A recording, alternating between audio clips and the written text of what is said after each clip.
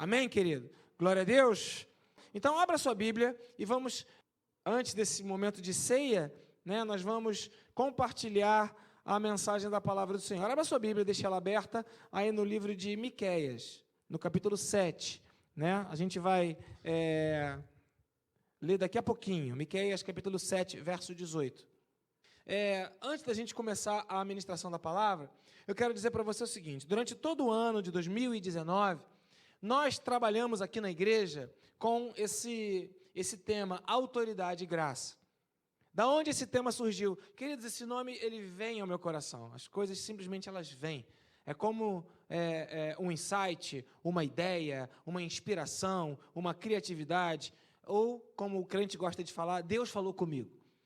Então veio esse título ao meu coração, e a partir do momento que eu me debrucei nesse título, eu comecei a ler um livro que é Quebrando as Cadeias da Intimidação, um livro do John Bevere. E ao longo de 2019, nós falamos em inúmeras mensagens com fundamento naqueles aprendizados que eu obtive naquele livro, junto com a palavra de Deus. Mas agora, chegando no final do ano de 2019 para 2020, no que diz respeito ao ano espiritual, esse tema está chegando ao final, eu quero me dedicar numa série de mensagens que começa hoje, e eu não sei como é que está o teu tempo, como é que está a tua organização, mas começa hoje, passa pela quarta-feira, hoje à noite, passa pela quarta-feira, aí tem domingo de manhã e de noite para a gente poder falar sobre essa série de mensagens, sobre as consequências da graça de Deus em nossa vida. Na quarta-feira nós teremos aqui, hoje à noite, a continuação dessa mensagem, quarta-feira, a continuação dessa mensagem de novo. Por quê? Porque as consequências da graça de Deus? Porque durante todo esse período espiritual, nós falamos sobre a autoridade, que na verdade é uma das maiores consequências da graça de Deus, mas não é a única. A graça de Deus, ela se revela para nós de inúmeras maneiras e de diversas formas. Mas tudo tem um início. Amém, queridos? Repete assim comigo. Tudo tem um início. Grave isso no seu coração. Tudo tem um início. Seja para coisas boas, seja para coisas ruins. Seja para traição no casamento, seja para se apaixonar e se casar. Tudo tem um início. Seja para empobrecer e perder tudo que você conquistou, seja para começar e enriquecer e conquistar muitas coisas. Tudo tem um início. E o início da nossa relação com Deus, que inicia o processo da graça de Deus em nossas vidas, é a conversão. Tudo começa com a sua conversão. O início de tudo da sua vida com Deus é a conversão. Agora, o que é a conversão? O que é a conversão? Tudo começa com ela. Eu me converti. Eu aceitei Jesus. Foi aquele momento que você teve. Aquele momento que você entende que ali houve a sua conversão. Foi uma emoção que você sentiu.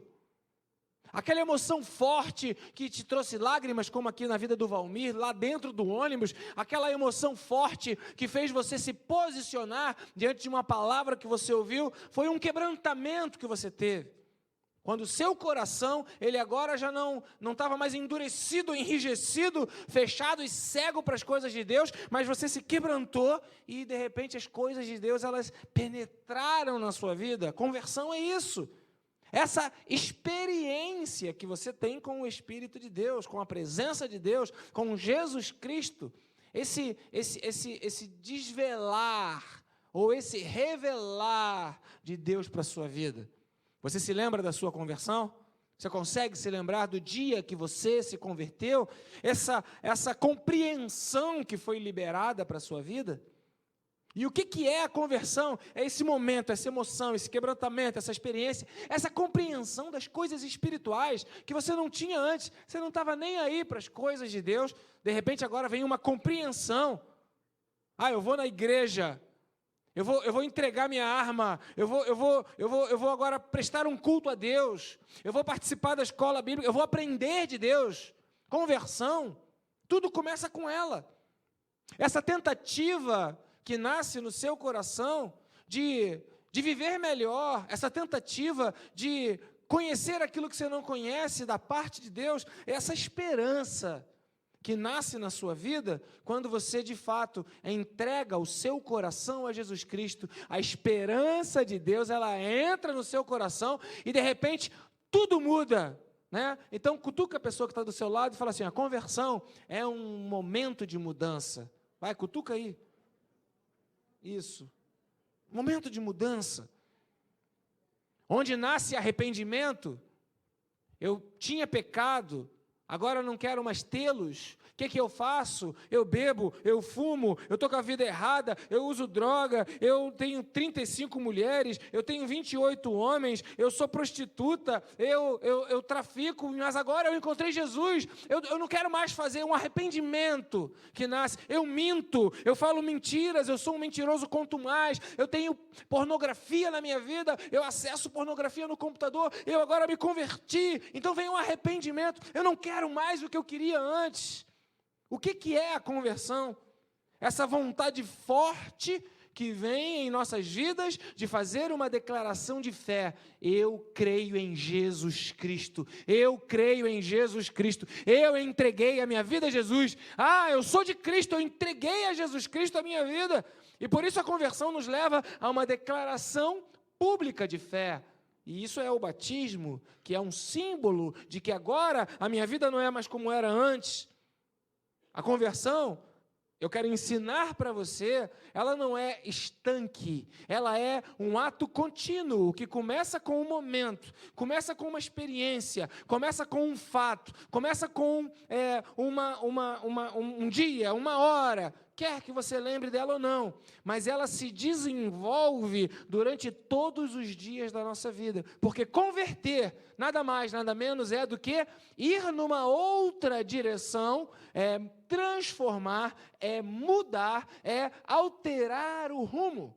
Então, uma vez que você identificou que o início de tudo na sua caminhada com Deus é a sua conversão, isso pode ter acontecido muitos anos atrás, mas precisa ser repetido diariamente, todos os dias da sua vida, até hoje.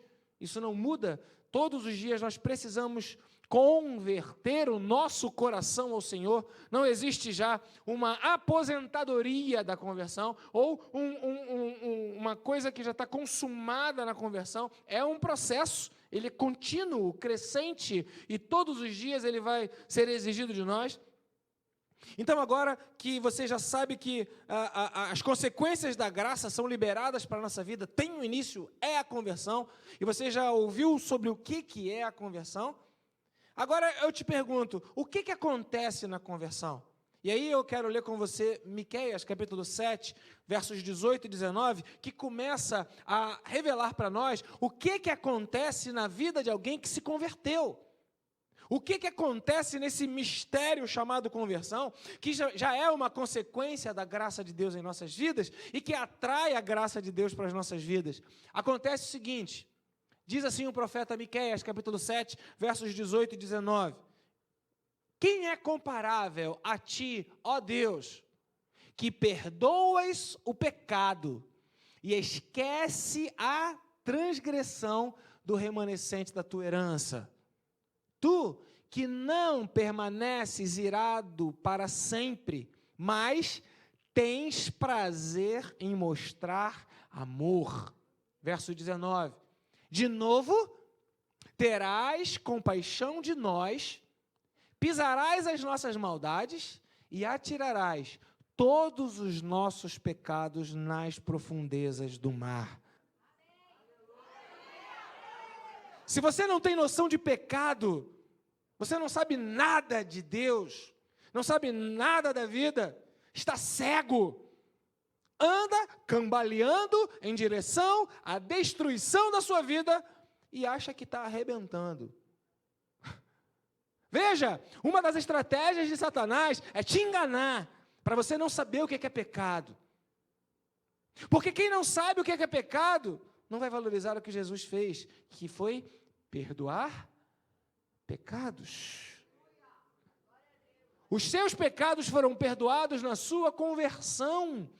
E se você não sabe que é um pecador, se você não reconhece o que é o pecado, você não vai entender o valor da vida com Deus e vai achar que ser cristão é chato demais, é irritante demais, é um monte de coisa que eu não posso fazer, é um monte de coisa que eu quero fazer, mas não posso fazer. Por isso a igreja se torna um lugar antipático, desafiador, um lugar que eu até vou, mas na verdade eu vou para a minha vida assim que eu posso. Por quê? Porque o pecado, ele quer cegar você do que Jesus fez na cruz do Calvário por você, que foi perdoar os seus pecados.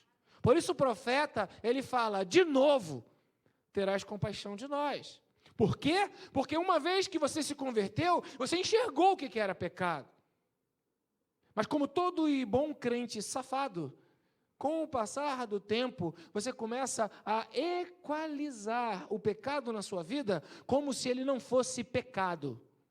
Como se Jesus não estivesse sendo crucificado de novo, como se Jesus não estivesse sendo cuspido de novo, como se Jesus não estivesse recebendo uma coroa de espinhos de novo, como se Jesus não estivesse sendo pregado com as mãos e os pés na cruz de novo. Você esquece que isso tudo foi por amor a você e você ignora o amor de Deus revelado em Cristo Jesus, porque o versículo bíblico já está até decorado, porque Deus amou o mundo de tal maneira, e essa decoreba de texto, e essa insignificância no texto, rouba de você o que significa a conversão. Tudo começa com a conversão, e tudo tem um início. A revelação e as consequências da graça de Deus começam na conversão. Por isso, é preciso que você se converta. Repita comigo aqui, de novo. Fala assim comigo, de novo. Quantas vezes você precisa se converter na sua vida? Tantas vezes forem necessárias. Quantas vezes você precisa ir até a cruz de Cristo e entregar os seus pecados, se arrepender dos seus pecados? Tantas vezes, quantas forem necessárias. Não equalize, não aceite, não se torne uma pessoa endurecida, enrijecida quanto ao pecado. O pecado não muda. O pecado é pecado. Mas Jesus Cristo, quando você se converteu, Ele esqueceu e pisou os seus pecados na cruz de Cristo. Posso ouvir um amém, querido?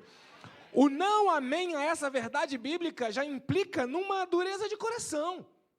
Não entender o que está sendo falado, ou não valorizar o que está sendo falado, porque já ouviu demais, já é uma dureza de coração, que é a estratégia de Satanás. Falar demais é a mesma coisa para banalizar uma verdade e você torná-la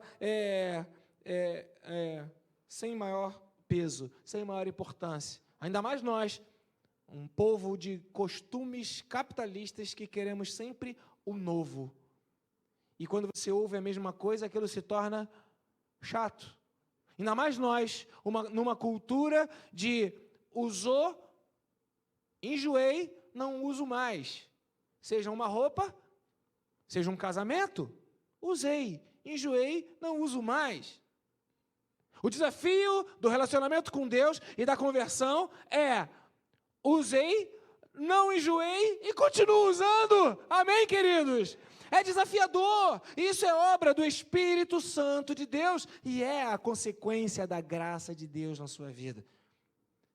Efésios, capítulo 1, versículo 7, diz assim: nele temos a redenção por meio do seu sangue, o perdão de pecados, de acordo com as riquezas da graça de Deus. Verso 8, a graça de Deus, essa graça a qual Ele, Jesus Cristo, derramou sobre nós com toda a sabedoria e entendimento. Foi derramado graça sobre a tua vida, foi derramada a sabedoria sobre a tua vida e foi derramado entendimento sobre a tua vida. E a boa notícia que eu quero te dar é que se isso não tivesse derramado, você nunca estaria aqui na igreja hoje. Você só está aqui porque isso foi derramado na tua vida. É desse jeito. Se você não tivesse a graça de Deus, a sabedoria de Deus, o entendimento de Deus, você nunca ocuparia o seu tempo, nunca se preocuparia, nunca ficaria incomodado de vir e voltar à igreja, você daria um perdido em tudo aquilo que está aqui. Então, se você veio, se você está aqui, se você busca a Deus, se você se sentiu incomodado, se você teve uma vontade, se você falou, vou aparecer, se você falou, eu quero ir hoje no culto, se você falou, eu vou começar o culto na igreja, seja lá o que você falou, significa que a graça de Deus foi derramada sobre a sua vida, te dando sabedoria e entendimento. Amém, queridos? Isso é a graça de Deus, a consequência da graça de Deus na sua vida através do perdão de pecados. A segunda coisa que eu quero falar para você que acontece na conversão, que é o início de tudo, além do perdão de pecados, está em Atos, capítulo 16, versos 30 e 31. A segunda coisa que acontece na conversão, não em ordem, né? O que acontece primeiro, o que acontece depois, mas apenas aqui para organizar os meus pensamentos e para eu poder pregar para você de maneira didática, é a salvação. Atos, capítulo 16, versículo 30 diz, creia.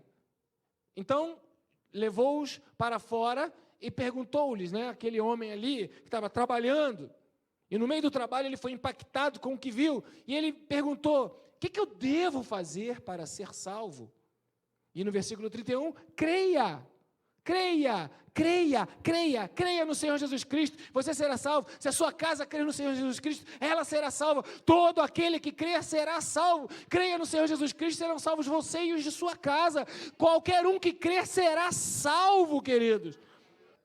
Se o pecado, ele tenta cegar o nosso entendimento para que roube de nós o arrependimento, outra coisa que o pecado faz é nos fazer esquecer que nós vamos morrer.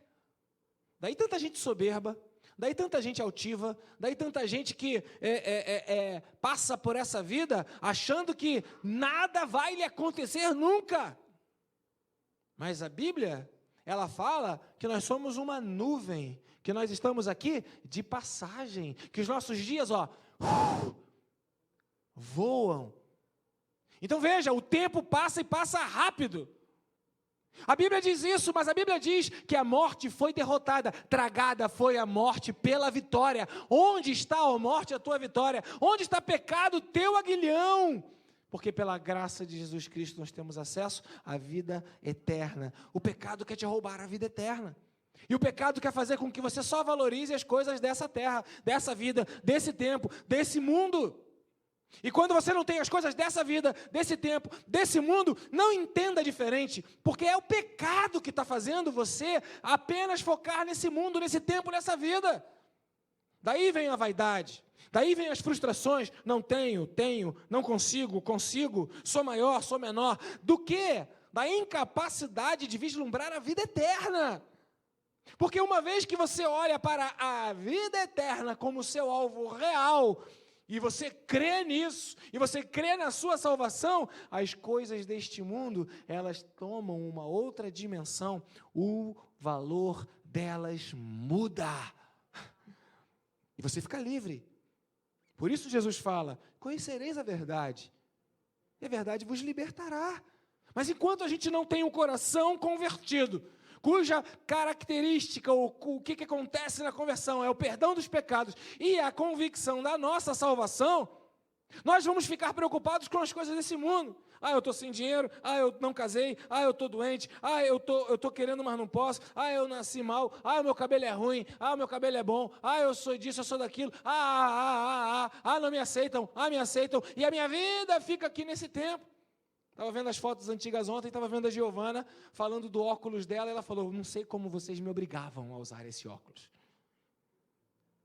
As memórias que a gente guarda quando é pequenininho, e hoje interferem na nossa vida, elas mudam de tamanho quando nós comparamos a glória da graça de Deus revelada na salvação que está reservada para todo aquele que crê. Meu amigo, você está salvo, você vai para o céu. Dá para entender isso? Porque se você não entender isso, quando você chegar diante de um ladrão, você vai morrer de medo. Eu vou morrer. Você nem vai andar de ônibus, você nem vai... Aí começa pânico, medo, pavor. Mas o salvo... E eu não pude deixar de esquecer da experiência que eu tive quando me roubaram a moto XTZ 125, acho que foi em 2003. Eu estava lá e me assaltaram e me levaram para um carro e eu fiquei rodando 45 minutos dentro de um Golf preto.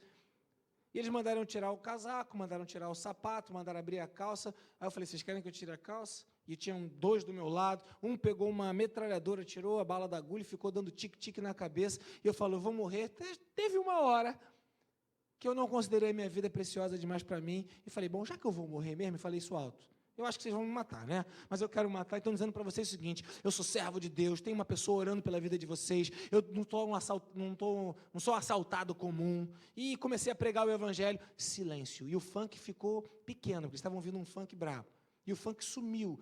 Porque na hora que a sua fé é colocada em xeque, a hora que a sua fé ela é provada, aí você se lembra de que a sua vida, ela passa como uma nuvem, passa como uma sombra, mas você tem a vida eterna reservada em Cristo Jesus. Por isso, não temos medo. Por isso, tragada foi a morte pela vitória. Então entenda, o medo é a falta da consciência da conversão. O medo é a falta da consciência da salvação. Não estou dizendo para você se tornar uma pessoa abusada, e se tornar uma pessoa, sem nenhum cuidado, absolutamente não é isso. O que eu estou me referindo é a incapacidade de você ser travado ou paralisado de ir e vir, fazer e deixar de fazer, porque a sua vida nesse mundo, ela realmente vai passar. Administre com cautela, com zelo, com cuidado, mas sem temer mal algum, porque o Senhor está contigo todos os dias da sua vida. E se o Senhor está comigo todos os dias, eu não temerei, não morrerei, antes viverei. Amém, queridos? Aleluia! Ainda em Romanos, capítulo 10, versículos 9 e 10, ainda falando sobre a salvação, se você confessar com a sua boca, Então veja, tem gente que entende que é salvo, mas não confessa com a boca, tem vergonha, tem medo. Então aqui há uma partícula condicionante chamada se. Se é característica do coração convertido a confissão com a boca. Então se você confessar com a sua boca que Jesus é o Senhor, e essa não foi uma confissão da boca para fora, mas realmente isso estiver dentro do seu coração, e crer em seu coração que Deus, o Pai, ressuscitou Jesus Cristo dentre os mortos, será salvo. E tem uma explicação para isso, que é o verso seguinte. Pois com o coração eu creio para a justiça, mas com a boca eu confesso. Para o quê? Para o quê? A salvação está intimamente ligada com aquilo que eu falo, com aquilo que eu testemunho, com aquilo que eu digo para os outros que eu sou, que eu tenho e que eu creio. Porque se você não confessa com a boca, ou se você só ouve a respeito da salvação, mas você não fala, não prega, não manifesta, não testemunha, talvez você não tenha. Porque quando você viaja, e você curte a sua viagem, você quer testemunhar para todo mundo que você viajou. Aí você coloca as fotos nas mídias digitais. Olha o lugar que eu fui, que legal. Quando você está namorando e está curtindo o seu namorado, a sua namorada, você testifica para todo mundo, eu te amo, aí posta lá. Porque quando você tem uma experiência e que você vibra porque você foi salvo da sua morte e você agora ainda está vivo, eu estou vivo. E a respeito da salvação? Por que parou de testemunhar? Porque ela perdeu o sentido na sua vida. Isso é consequência do pecado e é algo que não pode deixar de acontecer no coração dos convertidos, que é o desejo de confessar com a boca para a salvação que Jesus Cristo é o Senhor e dono da minha vida. No louvor nós cantamos para Jesus, mas as músicas que a gente ouve no rádio, as pessoas estão cantando para o amor que perderam, estão cantando para o desejo que tem de ir para outro lugar. Vamos fugir para outro lugar. Estão cantando para aquilo que gostariam de fazer. Estão cantando dizendo que a vida passa. Estão cantando dizer que a vida é como uma aquarela. Estão cantando para temas da vida. Nós cantamos para Jesus Cristo, o autor e consumador da nossa fé, queridos. A nossa canção, ela foi colocada dentro dos nossos corações. Por isso que a gente não canta pelo amor que perdeu, a gente canta pelo amor das nossas vidas, que é Jesus Cristo. Então veja, a salvação não pode ser perdida. Não pode ser perdida. E a terceira coisa que acontece na conversão, e eu quero, na verdade, me debruçar nesse tópico daqui para a noite e nos cultos que vão se seguir também na quarta-feira e no domingo que vem, é a obra do Espírito Santo em nossas vidas.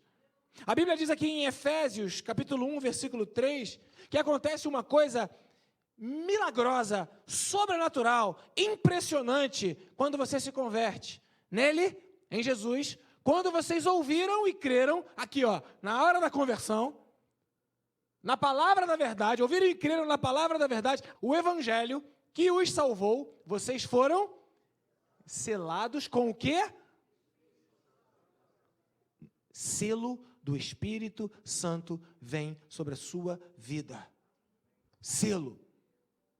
O termo aqui é selo. Alguma coisa do Espírito acontece imediatamente na hora que você se converte. Tem um selo. Por que a palavra usada é selo? Os mais jovens não sabem, mas antigamente existia uma coisa chamada carta. Alguns anos atrás, lá no passado, existia um negócio chamado carta.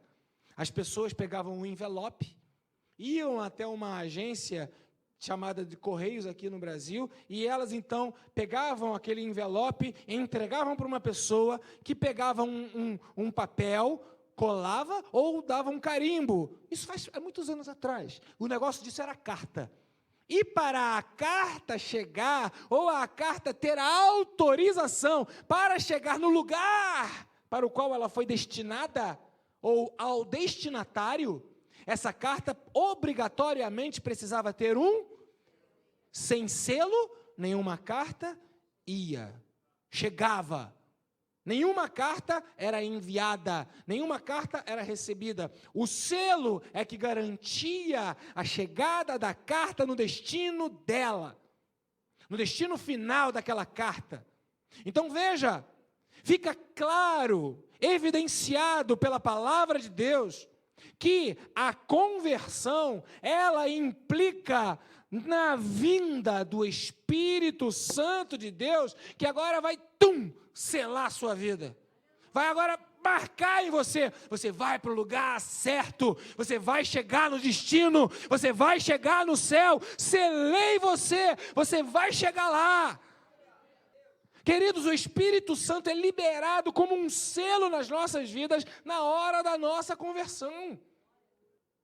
É o selo do Espírito. Aqui não se fala de santidade.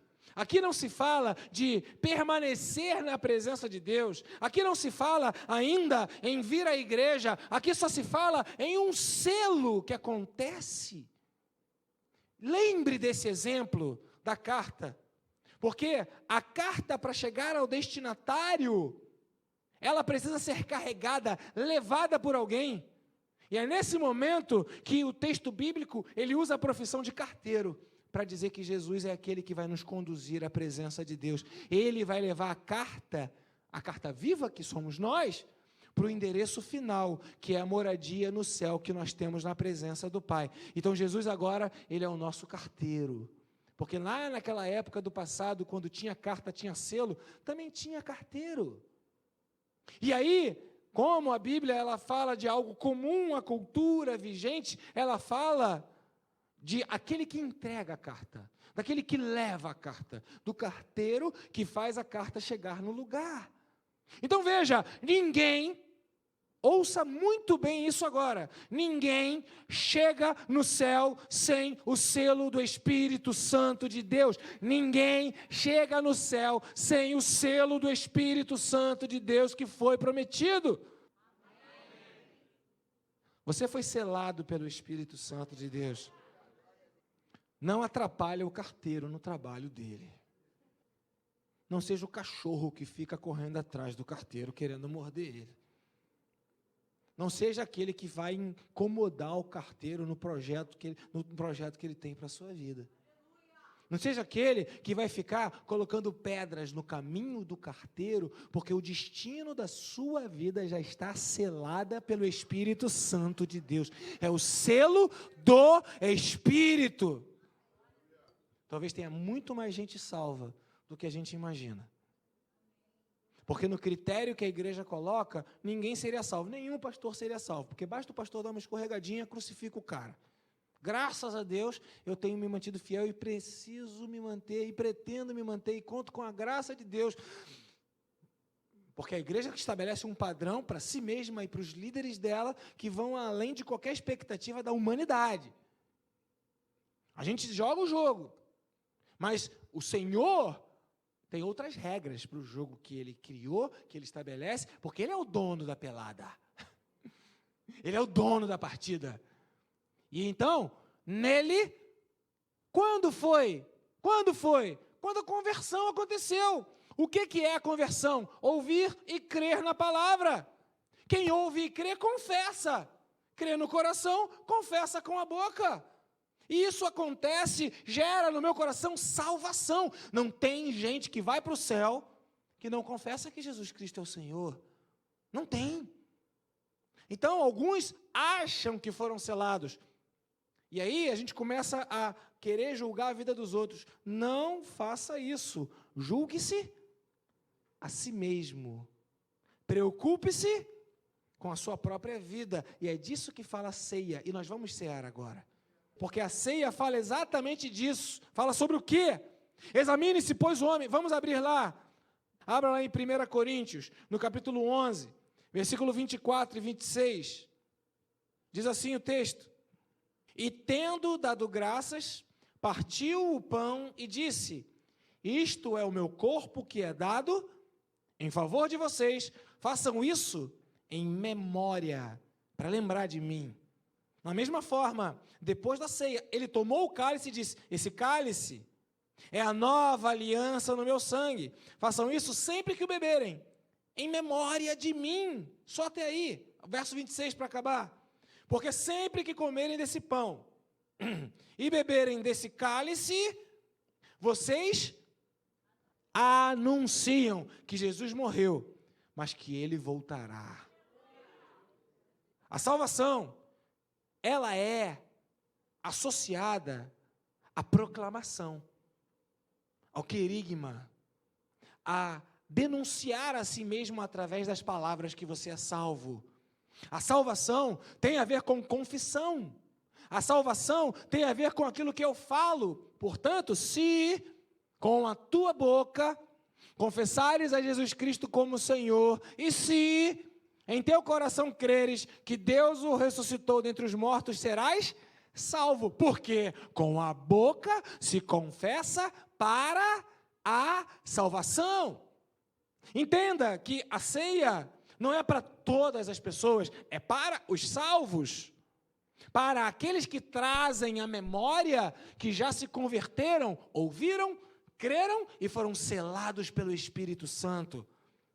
Amém, queridos? Conversão, ouvir, crer e ser selado pelo Espírito Santo. Agora, já não é mais questão de ser selado pelo Espírito. Agora é uma questão de o que eu faço com a minha vida. Agora é uma questão de como é que eu vou viver a vida de Deus. Isso vamos falar no culto de hoje à noite. Mas por hora, eu quero que você entenda que a conversão, ela está implicitamente ligada à vinda do Espírito Santo de Deus na sua vida. Então, o que é a vinda do Espírito Santo de Deus na sua vida? É esse incômodo que você tem quando você peca. É esse desejo que você tem de vir para a casa de Deus e de viver em aliança com Deus.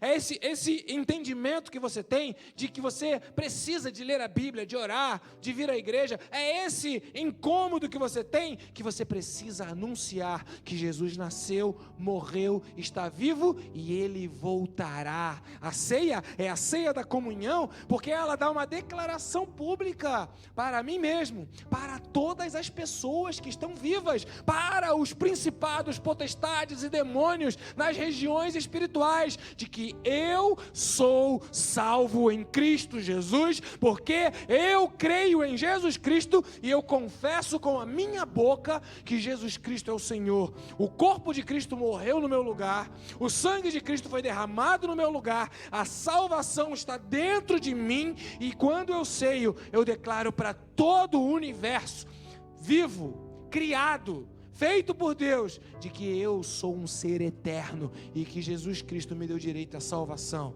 A ceia é a celebração da nossa conversão e da nossa salvação. Se você não entende isso, você não pode ceiar. Por isso que a ceia é em memória, é uma lembrança, é uma revitalização. Por isso o profeta Miqueias, ele falou: de novo o Senhor nos perdoará. Por isso, quando eu me converto, eu recebo um selo, o meu destino está traçado. Por isso, eu agora, selado, indo para o céu, eu aguardo com paciência o tempo que eu vou chegar na presença de Deus. Eu não tenho medo da morte. Eu quero ficar vivo. Eu amo a vida, amo tanto a vida, que amo a Jesus, que é o autor e consumador da minha vida, é Ele quem me dá a vida. Mas a minha vida verdadeira, de fato, a minha vida plena, não está aqui nesse tempo, está na salvação que o meu Jesus Cristo preparou para mim. Lá eu não vou ficar doente, lá eu não vou ter que tomar remédio, lá eu não vou chorar decepcionado com pessoas, lá eu não vou reclamar de governos, lá eu não vou ficar aborrecido com meus carros ou com a ausência deles, lá eu não vou sofrer aquilo que eu sofro aqui, não, lá eu não vou sentir fome, lá eu não vou ter problemas familiares, lá eu não vou ter esses problemas que eu tenho aqui hoje, porque o meu Jesus já fez tudo aquilo que eu precisava para me dar a vida em abundância por toda a eternidade. Aleluia! A ceia é a celebração da vida eterna. Se você não vibra com isso, você precisa se converter de novo. Você precisa ter esse momento. Você precisa ter essa experiência.